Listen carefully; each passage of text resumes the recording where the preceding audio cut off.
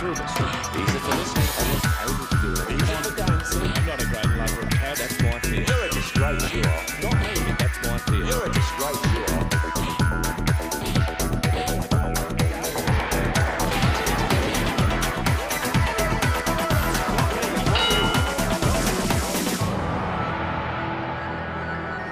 Hello and welcome to Shadowboxing.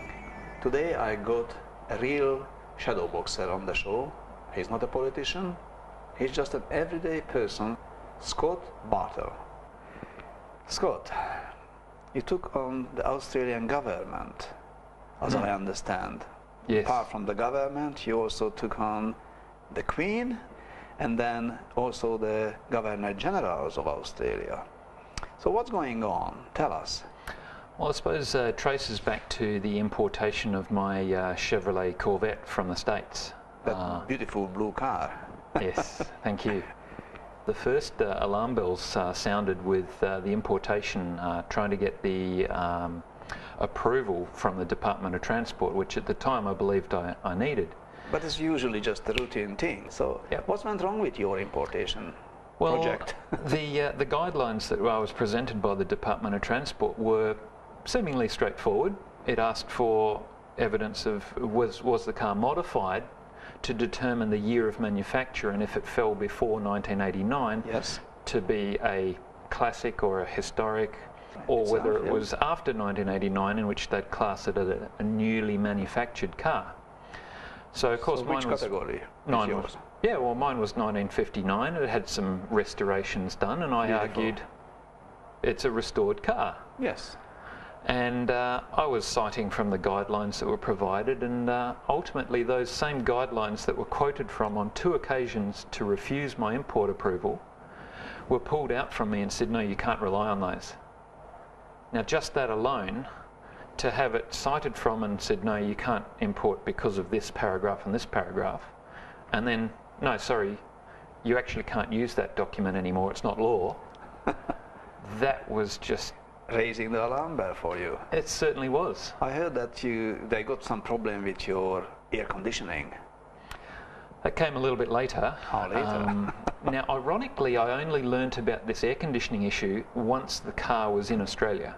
Oh. Now, it wasn't that... I mean, I was doing my homework and asking what fees and charges were required. So I knew I'd be up for GST, I knew I'd be up for luxury car tax.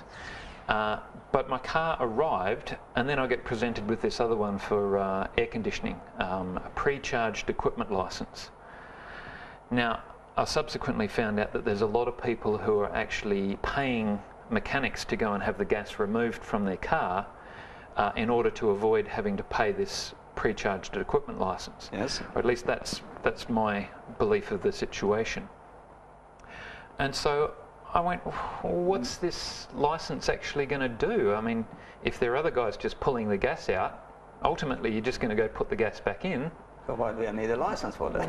What's really happening?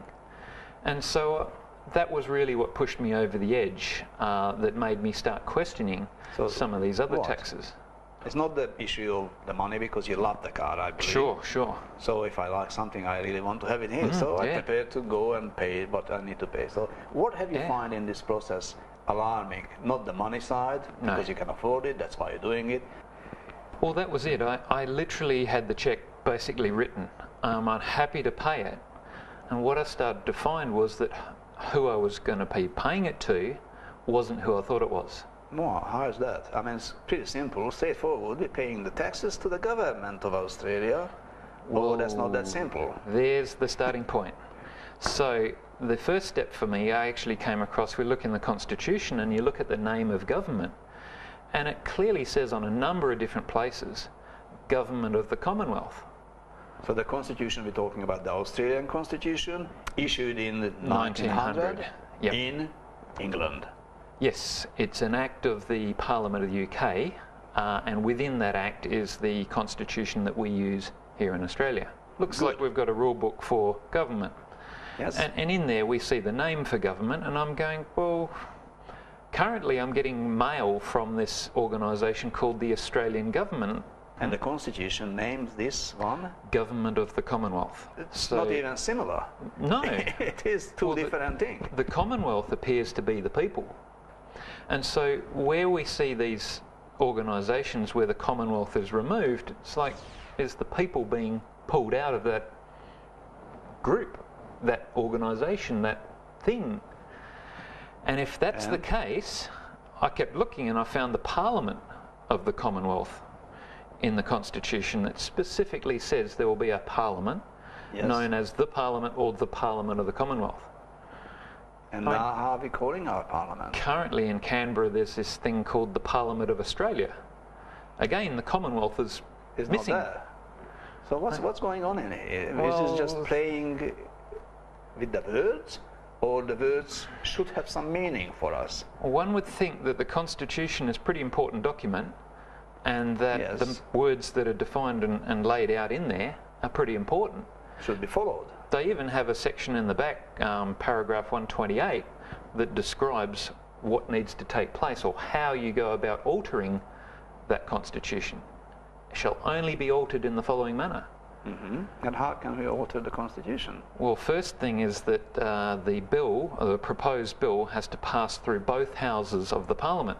Yes. Now the question comes up as to which Parliament. Does it pass through the Parliament of Australia, the one currently in Canberra, or does it pass through the one in the earlier part of that document that says the Parliament of the Commonwealth?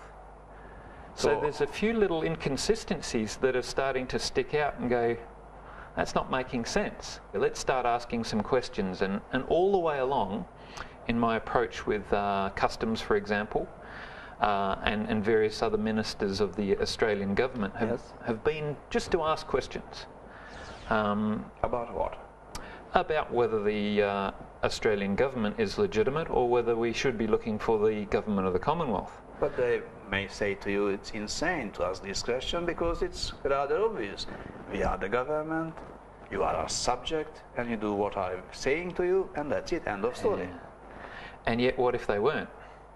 What if there was, for example, a company that was called the Commonwealth of Australia that sat in Washington and registered with the Securities Exchange Commission? In the United States?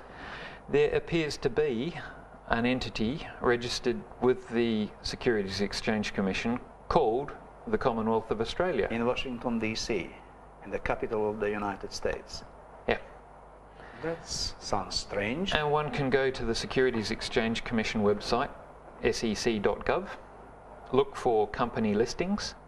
Now, companies are going to be listed under company listings. Not under government listing. I didn't see it no under... such thing is in the Securities Commission listing the government, listing companies. That's a very good point. I didn't see it listed under government listings, I see it listed under company listings. So we go in there and we type in Commonwealth. Our little country is a company? It appears that way. That's very strange, Scott. Now, you really mean what you say? Because people who are watching us may just think, this guy is completely Lulu. What's going on? Well, the evidence is there. Now, what that does is it says we need to start asking a few more questions around that. Let's not just take it on its face value. Yes. Who can we find, who can we ask to see if that's really what's happening? Now, some of the people that I've asked about this have included the Governor-General, the Governor of Western Australia, Minister for Justice. Other friends of mine have asked Julia Gillard, Bob Carr, Nicola Roxon. And what was the answer you got from these guys? No answer. No answer. Not even a response to say, oh, we've got your letter, we'll get back to you. Nothing. So people ignoring you. To date, What do you think why? Why this silence is happening? Well, if you sit in court and you don't answer and you don't respond to charges that are laid against you, they attach a meaning to that. Such as? Default judgment. Anyone who's been kicked out of their house as a result of a mortgage foreclosure through default judgment will certainly attest to that, that if you don't attend and put up a defence, then you're labelled as guilty. And that's a principle that's applied worldwide. So as far as that as a principle, let's employ that and let's put that to these ministers and put the question to them. And let's see what the answer is. And if we But don't, silence is not an answer, or it is an answer. it is an answer. Unless, of course, that principle of default judgment is suddenly invalid, and there'll be a lot of people lining up to get their houses back. So you've got to have it one way or the other. You can't have it both. Where is the headquarters of this company? Is it Canberra? Its business address is listed as the embassy, Australian Embassy in Washington. And yet there are filings that relate back to Canberra. So who is Canberra reporting to the Washington headquarters of the company, or the government, are politicians making a report to the company? So what do you think? What's happening? Well, there's a few little bits of information on the SEC website that are essentially instructions to the filing or the filers of annual reports and prospectus items with this Securities Exchange Commission that are directing certain things be included in these annual reports or the filings that are registered. And I've heard arguments from a lot of people that suggest that the company is just a tool of the Australian government for the purposes of trading bonds. No, but you don't need trading bonds a tool. The government can sell, buy whatever they like. One would think so. They can do it.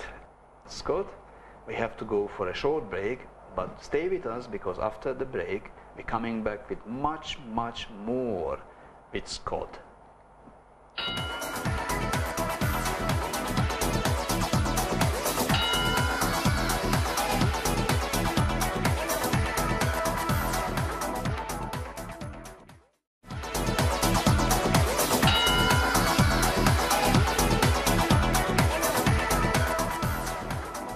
Hello and welcome back to Shadowboxing. My guest is Scott, and we continue our discussions on the very interesting issue. Are we have a government in Australia, or a company is running this country? Scott, Right. what do you think? Well, we go back to this company that's Registered in the United States? under the company filings in Washington. There's talk, and this I don't have the information on. As far as I know, it was registered in 1929 that is, and then either that was rejected and it was refiled in around 1933 or 34. Now, whether that's the case, I don't still have the piece of paperwork to say that. And I base a lot of my work off the questions that arise from some of these things. Such that if these, this company is set up for the trading of bonds, presumably government bonds, then the prerequisite of that is surely government. And in Australia, to have your government, Yes, you need the administrator of the government, which is your Governor-General. that's true. Now, that position is laid out in the Constitution, and specifically the letters patent that constitute the office of Governor-General. And in 1900, Queen Victoria put those in place. And a very interesting paragraph was her reservation of power and authority to the heirs and successors of herself for the alteration, amendment or revocation of those letters patent. So basically she's saying that we reserve the power and authority to revoke, alter or amend these letters patent constituting the office of Governor-General to ourselves or our heirs and successors. Nothing wrong with that? Seems quite good. Yes. And those letters patent are issued under the Great Seal of the United Kingdom, that lion and the unicorn. Yes. It's the same seal that we see above the courthouses in a lot of the places around the country. Yes. Ironically, Customs House in Sydney and Mackay and a few other places around the country, we see the lion and the unicorn. And then in 1984, there's another set of letters patent that are issued under the Great Seal of Australia, the kangaroo and the emu. However, there's a slight little complication that comes in there which raises another set of questions, is that kangaroo and the emu is now registered with the United States Patent and Trademark Office as a trademark. For a company.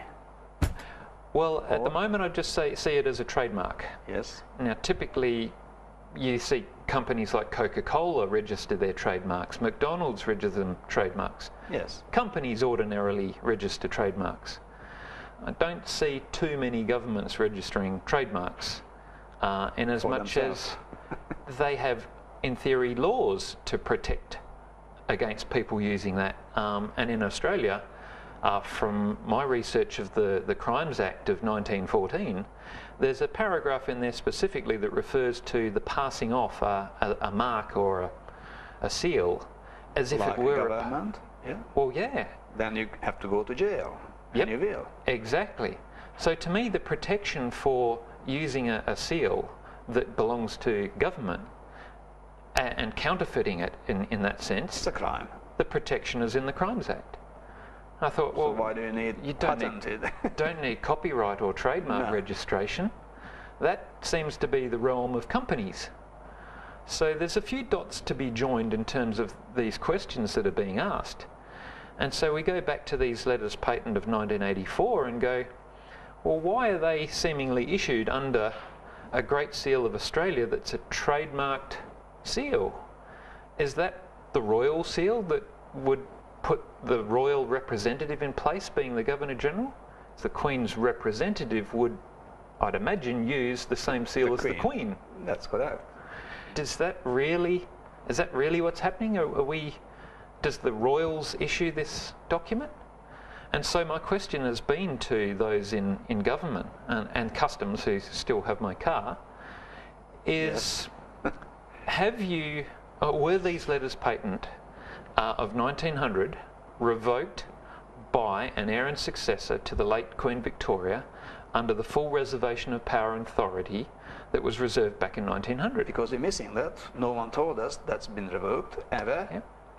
So what's going on? What do you think? What's going on in here? If that isn't the case, and we actually have those letters patent of 1900 are still valid and are still supported by the Queen in England, then we have the situation where that office is vacant, and we have potentially got another office that potentially reports to the Washington with their trademarked logo and is operating in very much like a corporation here in Australia. That puts us with two systems. Now, the two systems runs parallel to Government of the Commonwealth, Australian Government, Parliament of the Commonwealth, Parliament of Australia. The evidence for two systems is stacking up quite nicely, and there's a few dots to be joined. And yet all of these questions that I'm firing off to the likes of Customs to show the GST Act, the Act for Luxury Car Tax, the Act that even put Customs into existence, did that get royal assent by a Governor-General properly commissioned and of the office of the Queen? And if not? And we're talking an heir and successor to the late Queen Victoria. We're not talking any other pretend queen that may or may not exist. So what about this pretend Queen of Australia? Tell us about this. Well, there appears from research that I've come across that in 1973 an act of the Parliament of Australia, again, which parliament were we dealing with, created or was the introduction of the term Queen of Australia. Now, there are many who actually argue that the Queen of Australia is not actually the real flesh and blood heir and successor to the late Queen Victoria, but a corporate fiction, a legal entity, a statutory entity, one that's been created on paper but doesn't actually exist.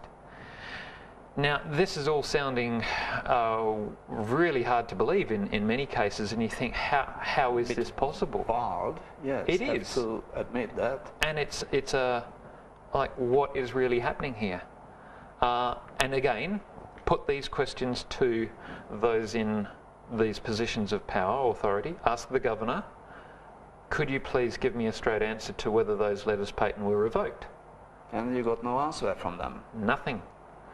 And this is seemingly happening across all levels of government, from a parking fine to rates to departments to customs to the Minister for Justice. At all levels, all the way across the board, these questions that are being asked are meeting silence. So it's probable now we are living in a proxy government and a proxy country.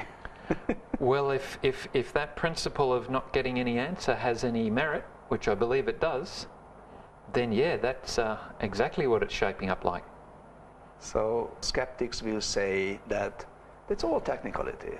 Who cares about it? Do you think anyone cares about this one, apart from you, in Australia? It has actually been very encouraging, the amount of emails that I've had come in following the launch of that documentary, congratulating me and supporting me, with emails that have come in to say my child was taken off me by this department who appears to be just a company. I've had to pay this to this department for this reason, and yet when I ask them for evidence of their legitimacy, I got nothing. So the emails have been flooding in of people in similar situations, and actually congratulating me on, I suppose, taking this step. And I don't do that to big note myself. In many ways, where I've gone appears to be bigger than the issue of just me getting my car back. That sounds like bigger than Ben-Hur itself. It's a fairly monumental kind of subject. So what people can do, what do you think was the solution is? Well, I've come at this from asking questions, which I believe is something that we're all entitled to do. So I would suggest arming yourselves with some of the knowledge of those original founding documents for the letters patent, or even just using my documentary as a tool and saying to your local member, could you please comment on this? Are these questions valid? What legitimacy lies behind this? Could you offer some comment or suggestion as to the validity of that? And if it comes back to those governors and the Governor General and the validity of their office, we could be in for trouble. That could be very, very interesting.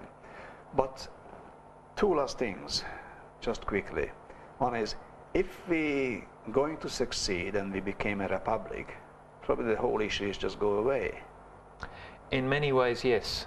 It appears if we've got this dual situation at the moment, either one of them can't make up their mind as to who's who. Do we have this constitutional monarchy that we were brought up with, or do we have this corporate government? If we were to bring in a republic, yeah, probably that whole hassle goes away. Though then we're back into a whole kettle of fish of what do we replace it with? And there are probably many people in this country who are far more well versed with the replacement system than I am. But it does raise another whole kettle of fish of questions. Tell me, the money, what we're using in Australia, what is the problem with that one, using the same analogy as you use for the company? Well, my belief is it's not backed by anything of intrinsic value, like gold and silver. Within the Constitution, it clearly lays out that on our Australian Constitution, issued in 1900, the Constitution of 1900, which is the only one what we know. Hopefully. Yes, and any one that was altered in accordance with the provisions within it. It clearly lays out that nothing shall be coined for the payment of debts other than gold or silver. Now, if our currency is not in any way backed by gold or silver, well, are we breaching the elements laid out in the Constitution? There's another question that's unanswered. And there's probably plenty more people who can dig a lot deeper on that one, on the banking issues, the Reserve Bank of Australia, whether that's a company or whether that is real government. Where does it end? I don't know, Scott, but thanks for coming on to Shadowboxing. It was nice talking to you. I wish you all the best for your real shadowboxing. Thanks again, Scott. Thank you. And please come back to watch Shadowboxing next week. Same channel, same time.